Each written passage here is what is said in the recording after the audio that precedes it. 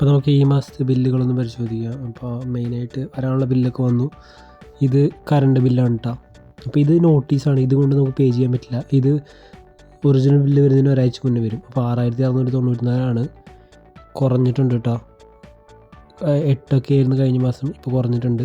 ഇപ്പോൾ 25-ാം തീയതിയാണ് due date കേട്ടോ. ഫെബ്രുവരി 25 തൊട്ട് മാർച്ച് 25 വരെയുള്ള കാലയളവിലെ ബില്ലാണത്. 25 ഏപ്രിൽ മുന്നേ പേ ചെയ്യണം.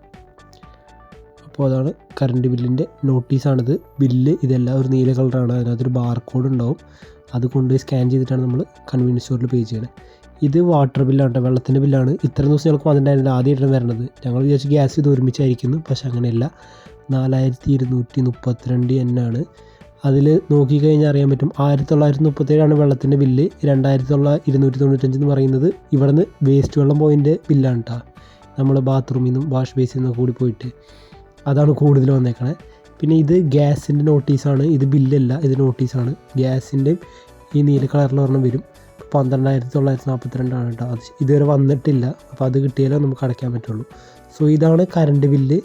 ഇതുകൊണ്ടിട്ടാണ് നമ്മൾ പേ ചെയ്യണത്. ഇതിനകത്തൊരു ബാർകോഡ് ഉണ്ട്, അതുകൊണ്ട് അവിടെ കൺവീനിയൻസ് സ്റ്റോറിൽ കാണിച്ച് സ്കാൻ ചെയ്തിട്ടാണ് പേ ചെയ്യുന്നത്. എമൗണ്ട് 6694.